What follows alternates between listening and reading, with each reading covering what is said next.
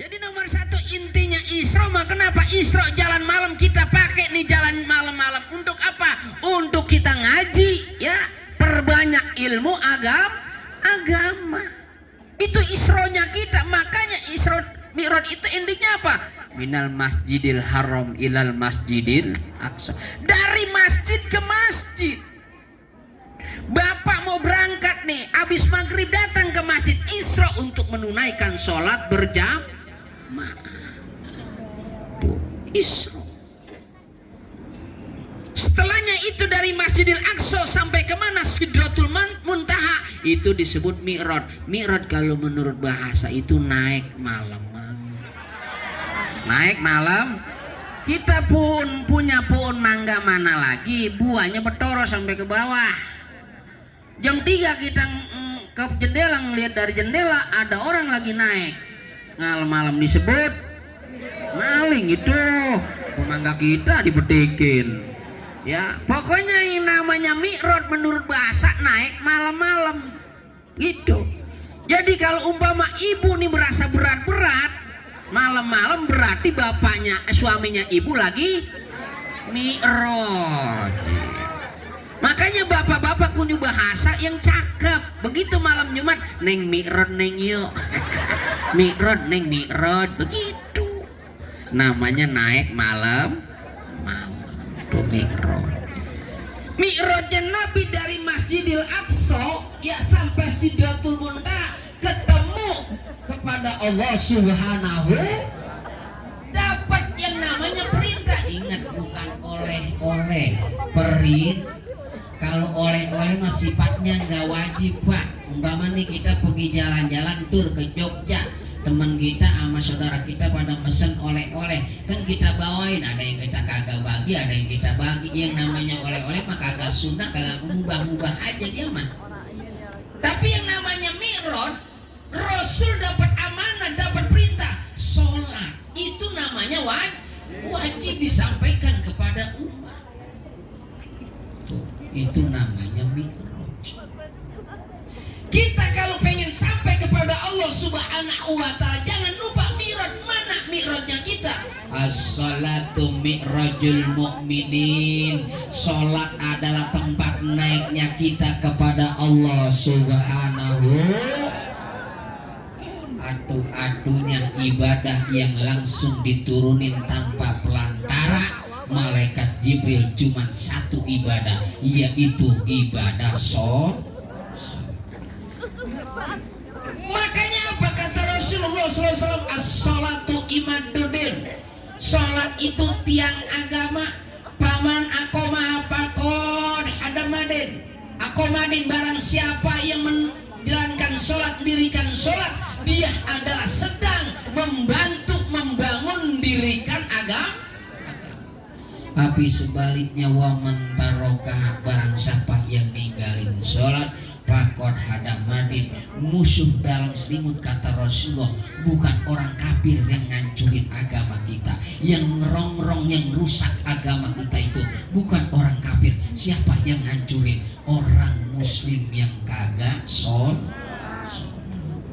naudzubillahi min, yang ninggalin sholat, pakon hadamadin, musuh dalam selimut, kata Rasulullah. Bukan orang kafir yang ngancurin agama kita, yang ngerongrong, yang rusak agama kita itu bukan orang kafir. Siapa yang ngancurin? Orang muslim yang kagak naudzubillahi min. Jadi secara tidak langsung, andai kata ada orang pondok bahar, ini urusan RW sama RT murah. Ada orang kagak sembahyang di pondok bahar ini secara tidak langsung, berarti ini orang yang ada di kampung kita lagi ngerongrong, lagi ngerusak agama lagi ngancurin agama naudzubillahi min. Dulu ada sahabat, begitu lagi kumpul sama Rasulullah SAW di masjid, tiba-tiba ada sabun anak muda bukaan syadidan datang sama Nabi sambil nangis segan. Kalau kata kita, anak muda nangis segan. Ditanya Nabi sallallahu alaihi wasallam, ya syab lima ya bekika, apa yang menyebabkan engkau menangis anak muda? Jawaban anak muda, qad mata abi, bapak saya telah mati ya Rasulullah. Anak muda, kok kamu cengeng amat, bapak mati aja sampai nangis segan-segan. Ya Rasulullah, yang saya tangisin bukan masalah bapak saya meninggal dunia. Lalu apa yang menyebabkan kau menangis sampai segan-segan begini? Anak muda, bapak saya mati dari jam 8, ini udah jam 3 sore, enggak ada yang mau ngurus jenazah bapak saya. Mau kemana? Amil Pondok Bahar. Bukannya nggak datang, itu Amil datang langsung lari lagi. Emang kenapa? Orang yang nyelawat banyak banget, cuman pada balik lagi. Emang apa? Jadi begini Rasulullah, saya nggak bisa ngomong sekarang, mas saya minta tolong ya Rasulullah, urus mayat baba saya. Akhirnya Nabi Muhammad mengutus Sayyidina Abu Bakar sama Umar. Diutus Sayyidina Abu Bakar sama Umar ngintilin anak muda itu, dibawa pulang dan tuh sampai rumah anak muda, dilihat sama Sayyidina Abu Bakar sama Umar, begitu disingkap mukanya itu mayit, ternyata babanya berubah menjadi hinzir aswadun, babi berwarna hitam. Masya Allah, mayat jadi berubah jadi babi. Bu, mayat jadi babi hitam, mayat jadi babi hitam. Sayyidina Umar sama Abu Bakar sampai bingung, bapak lu ngapain aja ini bisa jadi babi begini ya? Wah, kalau dicerita kata anak muda, kata anaknya, ya Sayyidina Abu Bakar sama Umar, kalau saya ceritain makanya nggak selesai sampai pagi, karena itu udah jam 10 lewat daripada 41 menit, udah setengah 11. Ya kalau udah setengah 11 juga kan kasihan orang madon, udah pantainya udah panjang di rumah, udah berapa malam saya tinggal mulu. Ya kagak dibagi-bagi, kasihan. Dari tadi udah nyolek mulu. Kayaknya saya nggak dikasih diri sama orang madon, takut nggak kuat Jakarta gitu. Iya. Ditanya nih, apa kata anak muda? Ya. Pokoknya yang penting pertama nih bapak saya urusin dulu. Karena Sayyidina Abu Bakar nggak bisa, Umar nggak bisa. Akhirnya Sayyidina Umar datang ke Rasulullah, ya Rasulullah, ini anak muda bapaknya begini-begini. Akhirnya tuh Rasul dari masjid berangkat ke rumah anak muda. Begitu Rasulullah nyampe, apa disingkap itu mayat, ternyata Allah rubah lagi tuh mayat menjadi manusia biasa. Diurus oleh Rasulullah, dimandiin, dikapanin, sampai disolatin. Begitu mau dikuburin, datang tuh para sahabat aman Nabi sampai ke kuburan, turun Rasulullah SAW, buka tali pocongnya itu mayat. Begitu dibuka, ternyata ini mayat berubah lagi menjadi babi berwarna hitam. Bengong Rasulullah. Begitu selesai dikuda, kata Rasulullah, namanya biarin lah, babi ya babi, kan begitu. Biarin, udah capek ini begini, dan berubah orang jadi babi, 2 orang babi. Akhirnya udah selesai begitu, di atas kuburan berdoa Al-Fatihah, ditanya tuh anak muda, "Tong," kata Rasul, kalau bahasa kita nih, bahasa Pondok Bahar, "Emang bapak lu di alam dunianya lu ngerjain apa? Ngepet emang apa?" "Ya Rasulullah, bapak saya emang gak begitu, sama bini baik banget. Orang-orang kalau habis gajian jarang-jarang beli emas bininya, dia mah beliin. Iya, untuk toko emas yang dicetuk dari Haji Murdani, anaknya ada Jilham, Haji Lukman, Haji Hamdan almarhum, ya semuanya sampai itu toko namanya toko emas cantik, Ciledug Indah, Kebayoran Lama, semuanya gue beliin. Tuh saking sayangnya, amanat juga baik-baik banget. Lah ini bapak lu ngapa bisa jadi babi hitam? Kerjanya ngapa? Mancing mulu mau ngapa?" "Enggak ya Rasulullah, kalau mancing memang mancing mulu. Ya cuma ngapa? Bapak saya kalau sembahyang cuma setahun 2 kali, Idul Fitri, Idul Adha." "Berarti kan sembahyangnya kagak. Bener apa kagak? Ada nggak orang sini sembahyang 2 kali dong setahun? Idul Fitri, Idul Adha?" "Ada mah ada kali, cuman RT-nya kurang tapi jeli." "Lu ngapa dah? Nih, kalau kita baca kitab Ma'idatul Mu'minin nih, ya kitab Ikhtisar dari Ihya Ulumuddin, itu ada hadis. Mengapa dah jadi RT berat sama RW? Andai kata satu aja nih Ya masyarakat kita enggak sholat itu, andai kata RT diem aja, itu RT di nerakanya 500 tahun. Mana RT? 500 tahun deh. Banyak apa dikit? Ada orang nih, ada orang kagak sembahyang nih, masyarakat kita nih, di sensus kita ada tuh RT itu, di RT kita ada kagak sembahyang, RT diem aja, itu nanti masuk neraka RT 500 tahun. Digodok sama malaikat, habis ditambus udah. Ya kalau RT-nya 500 tahun berarti RW kan 1000. 1000 tahun. Makanya besok kalau orang kagak sembahyang bilangin iya sensus, apa yang kagak sholat begitu. Ada RT di sini sensus penduduk yang kagak sembahyang, bilangin kagak sembahyang kudu jadi RT, kudu jadi berani, bilangin gitu ya. Jadi ketika orang kagak sholat dulu di zaman Nabi, orang kagak sholat dosanya sama Allah dijohirkan. Berupa mana ketika meninggal dunia, orang meninggalkan sholat, dirubah wujudnya manusia menjadi babi hitam. Berarti kalau andai kata ibu punya laki kagak sembahyang, berarti selama ini ibu malam-malam ditayakin sama babi. Bu, enak tayakin babi bu. Anak si anak babi coy. Ibu minta uang belanja, kalau suami ibu gak sholat berarti selama ini ibu minta duit sama dia yang ngomong pak, bukan saya. Dia ngomong babi. Makanya baik-baik ini kagak sembahyang, laki kagak sembahyang, anak asoleh banget, berarti itu setiap hari anak makan ngapain dipanin sama babi. Makanya begitu Rasul berdoa, ya Allah, nanti saya minta di akhir zaman umatku andai kata punya dosa meninggalkan sholat, tolong jangan dijohirkan.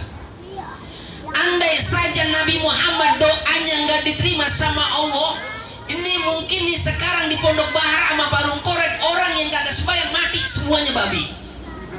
Berarti itu belah kuburan sama kober Pondok Bahar kebanyakan babi. Kenapa? Nggak sholat. Ingat, sholat mah bukan di zaman Nabi Muhammad. Buka dalam kitab, dalam surat Al-Maryam. Itu perintah sholat dari zaman Nabi Adam juga udah ada, cuman berbeda syariatnya. Makanya Nabi Muhammad itu multi, artinya paling sempurna. Di zaman Nabi Adam mungkin johor doang. Kenapa bisa begitu? Supaya dalam kitab Irsyadul Ibad ada hadis diterangkan di situ mengenai Nabi Musa. Suatu ketika ada Jablay, enggak Jablay. Kalau Jablay enggak tapi marah enggak. Yang biasanya kalau Jablay itu biasanya adanya tuh di terowongan Pondok Bahar tuh, yang mau ke Benuan nih, mau ke gituan Gilek tuh. Yang di situ tuh yang mau ke Puri 11. Iya di situ yang banyak troyak juga udah ada tuh. Jadi kalau malam minggu udah banyak troyak. Iya, ulah. Kalau gitu ulah koros kali ya. Nah, ya tuh. Kalau Jablay enggak tapi parah, ini kali bispak ini mah. Kalau bispak kan bisa pakai, bisa apa aja kan begitu. Ada yang goceng sambil diri bisa. Ya. Lah, Ustaz tahu begitu. Saya pernah pulang ceramah ditawarin. Ya, di mobil saya buka peci saya. Tok. Bos, kirain saya orang bener. Bencong. Iya, di pintu air. Masa buah dadanya miring? Apa kagak bener ini mah? Begitu. Iya. Pulang haji dari regensi saya dulu tuh. Ya, begitu di regensi sebelum Fortun tuh. Masya Allah, banyak buat itu Jablay. Alap-alap. Iya, namanya cabe-cabean. Cabe yang nemenin terong-terongan. Dan begitu tinggal beliin terasi doang. Jadi aja pecah. Tuh, nggak tapi parah. Jadi ada seorang perempuan, ya WTS dah bahasa kerennya, pelacur, tobat di hadapan Nabi Musa. Ya Nabi Allah Musa alaihissalam, ya ada apa bu? Ada yang paling saya bantu. Saya pengen tobat sama engkau. Emang kenapa? Saya punya dosa besar sekali ya Rasulullah. Mana besar sama dunia? Besaran dosa saya. Emang kenapa dosa kamu? Kata ini perempuan, saya berzina, setelahnya saya berzina, saya hamil, setelahnya hamil, anak saya lahir, setelahnya lahir, ini anak saya bunuh. Na'udzubillahi min murka Nabi Musa. Sekarang juga angkat kaki dari sini, kata Nabi Musa. Itu anak perempuan dari WTS itu yang rencananya nih pelacur pengen curhat jadi media dia kepada Allah. Itu kan Nabi Musa diutus sebagai media. Hai Nabi Allah Musa, engkau punya doa, engkau punya titel. Wa kalamallahu Musa taklima. Sekarang mintakan, pohonkan kepada Allah biar dosa saya ini diampunin. Apa jawaban Nabi Musa? Panggil sekarang juga laknatullah. Masya Allah. Itu perempuan pelacur pengen tobat orang jadi. Artinya udah hancur, pecah 1000 kayak Elvis Wahid. Mungkin dia bukan 1000 lagi, 13.000. Saking hancurnya. Kemana lagi dia hendak bertanya? Gitu. Ibarat lagu mana lagunya Napa Ubah. Kemana harus ku cari? Napa Ubah zaman dulu. Nggak ketemu jalannya bagaimana? Udah putus asa. Karena diusir oleh Nabi Allah Musa alaihissalam. Datang Jibril utusan dari Allah. Assalamualaikum ya Musa. Waalaikumsalam ya Jibril. Ada apa? Apakah yang ngasih nikmat itu engkau? Bukan Allah. Apakah yang ngasih umur itu engkau? Bukan Allah. Apakah yang ngampunin dosa itu engkau? Bukan Allah. Tapi kenapa ada seorang pelacur pengen tobat kamu tidak terima? Karena dosanya gede.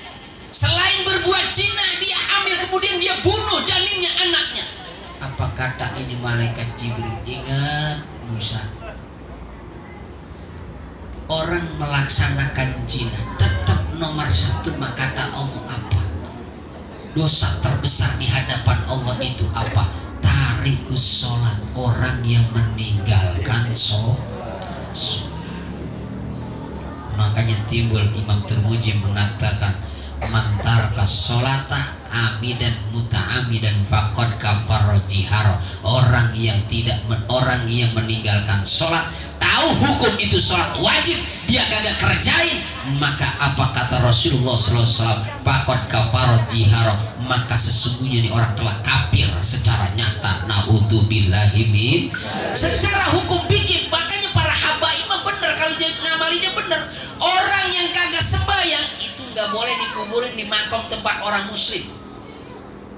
Orang yang kagak sholat 5 waktu itu kalau meninggal dunia jangan disolatin. Perintah Nabi. Tapi kan kita jadi ustaz di kampung mah kagak enak. Enak apa kagak? Nggak enak, orang kagak sholat kita umpama aja mati kan kita diparahin. Lo kan kita kagak nyolatin. Pak aku bener jadi ustaz. Bener apa kagak? Cuman kan ustaznya jadi dilema. Pak akhirnya kenapa? Masya Allah sanksi ustaz. Nyolatin salah, kagak nyolatin salah. Sampai lagi sampai jamaah yang berbahagia ya gimana nih mayat? Khair. Padahal mah kan kagak khair. Nah kita mau khair-khair aja. Ya lo kan kita jujur. Apakah ini mayat khair? Enggak, agak sebayang. Ustaz keluarganya habis kita dibantuin. Bener apa kagak? Makanya Bu, na'udzubillahi min dzalik deh. Ya. Bapak jadi suami, ingat dalam kitab uku dulu je. Istri kewajiban bapak. Istri waktu sama emaknya sama babanya belum kawin itu kewajiban babanya emaknya. Begitu pindah, makanya kita itu multi, bukan sebagai suami doang, tapi jadi guru sama orang tua. Makanya orang adon dengerin nih. Kalau kemana-mana belum ada izin sama suami, jangan ngayap dulu. Duelin sama bebe, bebenya ngayap duelin. Kalau saya aja mengajar sama bebe dikata gitu, ngayap uyuh sih, jangan gitu. Bebe orang gua mengajar dikata ngayap uyuh. Bu, besok kalau ke rumah emak belum ada izin sama suami, ora boleh. Ini asbabun nuzulnya ayat surat An-Nisa tuh begitu, ar-rijalu qawwamun 'ala nisa. Jadi di zaman Nabi ada ya laki-laki merintahin istrinya, Neng kalau abang belum pulang perang, Neng jangan ngayap dulu. Kan zaman dulu orang kagak ada HP, kagak ada telepon juga orang ada. Iya, mesen Neng kalau abang belum pulang, Neng jangan ngayap dulu. Ya. Ini istrinya samaan wartaan karena ngajinya rajin banget, orang disuruh mertek Pondok Bahar, ngajinya rajin banget. Begitu aja dapat 3 hari karena lakinya ngikut perang sama Nabi belum pulang-pulang, adenya marahin dari Gondrong. Dikumpul salah apa ya? Baba mau napas udah ngikut nikah. Lu kasih apa? Enggak sih, memulanya emang kemarin. Kamu ngapa kemarin? Kan kita lebaran, waktu lebaran bapak belum ngapa-ngapa. Ya emang salahnya kita, anak kan bapak anaknya 6. Iya, emang ngapa lebaran bawa Indomie semua? Emang ansep dah tuh, lambungnya naik.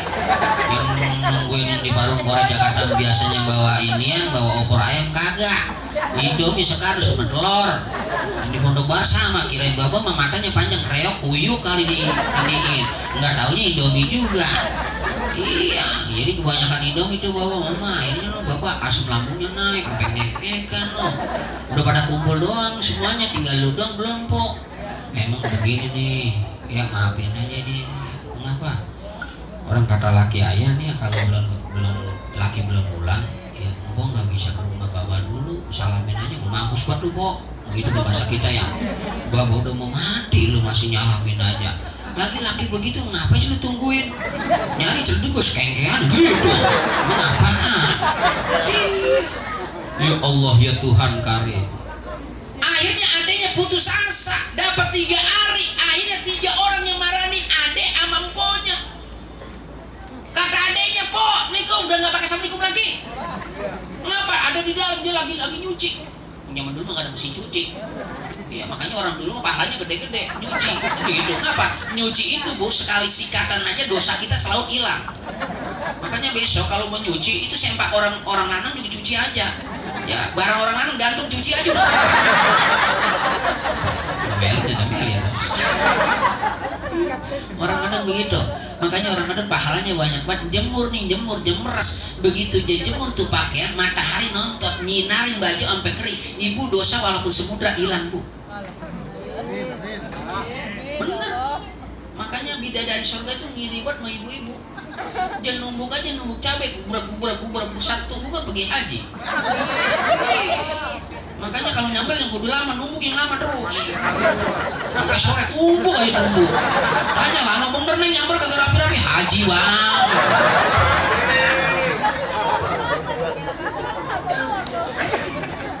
Masya Allah ya Tuhan karim. Diparahin po, bapak udah kagak ada. Lu parku, lu udah omongin sama tetangga. Biarin aja. Yang begitu mah saya anggap anjing menggonggong kapilah berlagu. Nah begitu. Ingat, rumah tangga itu rusaknya bukan karena siapa-siapa. Kenapa? Karena bisik-bisik tetangga, kata Elvi Sukaisi. Bener apa kagak? Tapi po bapak udah kagak ada, tinggal lu dong, bapak mau dikuburin, lu ayo datang. Maaf, yang beb belum pulang. Lakinya belum pulang, dagang jengkol kali. Belum pulang bapak belum. Tapi po ini bapak, ono kan laki-laki kan orang lain dulunya. Iya dulu orang lain, sekarang udah jadi gua, hak gua. Gua harus turut sama dia. Apapun keadaan suami gua tetap suami gua. Sebab sekarang hak orang tua itu pindah sama suami gua. Sebenar-benar parku lu po. Lu kontrakan lu jatah 3 pintu gua ambil po. Begitu ngancamnya. Apa kata emponya? Biarin kontrakan gua, jatah gua lu ambilin, lu makan. Gitu kan? Biar meleduk perlu sekalian. Akhirnya apa yang terjadi Bu? Ya Allah ya Tuhan karim. Abangnya setelah selesai nih nguburin bapaknya, abangnya datang ke rumah Rasulullah Shallallahu Alaihi Wasallam. Apa jawaban Rasulullah SAW? Waktu itu Rasul belum tahu jawabannya. Akhirnya Jibril turun. Apa kata Jibril? Ar-rijalu qawwamuna 'alan nisa. Akhirnya apa? Ini bapaknya seorang perempuan yang taat tadi ternyata luar biasa. Bapaknya aturan mah diajab, karena bapaknya mendapatkan mendidik anak menjadi anak yang soleha. Akhirnya apa kata Allah? Alhamdulillah Pak, bapak sukses berhasil mendidik anak yang taat sama suami. Makanya Pak kudu bahagia kalau punya anak kawin sama orang nih, jarang-jarang main sama kita. Tapi dia samaan wa taatan, sembahyang mau bener sama suami bener. Udah bapak jangan kecil hati. Redoin yang anak begitu itu ngapa? Ngumbarin ngangkat dosa-dosa bapak dan dosa ibu sebagai orang tua. Jangan kita omongin. Anak mah Jakarta yang parung korek doang kagak inget sama kita. Jadi gitu. Padahal mah lakinya Jakarta nggak ngapa-ngapain, cuman arsitek doang, kuli bangunan. Pakai sombong buat kagak nengok-nengok. Ya orang kata laki jangan keluar dulu neng, besok kalau sama saya baru ke sono. Tuh Bu, makanya orang Madun mah jangan suka aprak-aprakan, jangan jadi nenek jale. Mana aja nongkrong nada, kamu nenek jale. Ini kalau nenek jale kan begitu, mertuanya diomongin, mertuanya dewek di tukang sayuran. Gua kata gua sama mertua gua, ada tukang sayuran, gua kata gua dong yang beda sama mertua lu. Lu bisa sama kata gua nggak? Begitu. Emang apa? Orang mertua gua mah kepo banget orangnya. Begitu kan? Masa Jakarta gitu? Gua pergi setiap hari Minggu ke Puri 11 Senam, pakai diomongin Jakarta gitu, pantat gua meletak pakai nangka bubur ya gitu. Padahal emang benar ngomong begitu orang tua. Jadi hancurnya rumah tangga itu satu pihak, bukan dari keluarga aja Bu, dari emak, dari mertua. Emak yang paling racun lagi jadi ipar. Ipar. Mertua enak, orang tua enak, ipar berconcot. Kita kan nih dibeliin sama orang nanang kita, iya kan, orang nanang kita kan laki kita ya. Dia punya adik lah, kita punya kalung sih, dia yang pada lemes, dia yang pada sakit. Biasanya ipar tuh yang mulutnya seember. Oh, ngomong po ipar gua mah lu jangan dekat-dekat dia, nenek gambreng ya mah.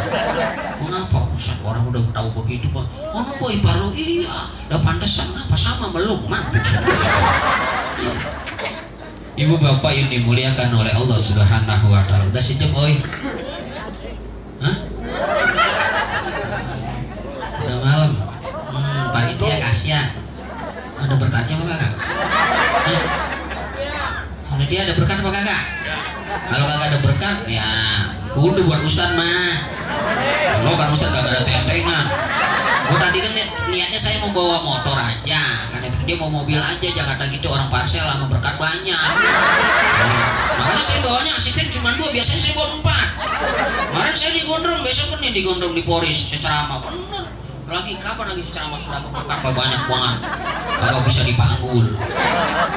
Udah doa aja semua lagi girang-girang banget. Kalau Ustaz nih buat Isra Mi'raj sama bulan mulu tahu sendiri. Berkatnya sampai kulkas saya susah ditutup. Kulkas pintu 2 susah ditutup. Engselnya copot. Berkat. Saya punya ayam di rumah, itu sampai rumah berkat. Iya, orang kagak habis ya, kayak aja ayam. Iya. Ya, artinya pada malam hari ini isro'nya kita dari masjid ke masjid, majelis talim ke majelis. Ini anggap aja nih, walaupun lapangan ini majelis talim tempat ngaji. Mi'rajnya kita mana? Mi'rajnya kita itu sholat, meningkat artinya naik. Kalau kita pengen sampai sama Allah, deketin Allah. PDKT takriban namanya. Ya, takriban itu PDKT, deketin Allah. Caranya bagaimana? Banyakin amal ibadah. Sebab apa? Ini doang yang masukin kita ke surga. Dalam surat As-Sajdah, fa'amal ladina amanu wa amilus solihati falahum jannatul ma'wa nuzulan bima kanu ya'malun. Ya, amal ladina amanu, sesungguhnya orang-orang yang beriman, wa amilus solihat, orang-orang yang mengerjakan amal soleh. Mana amal soleh?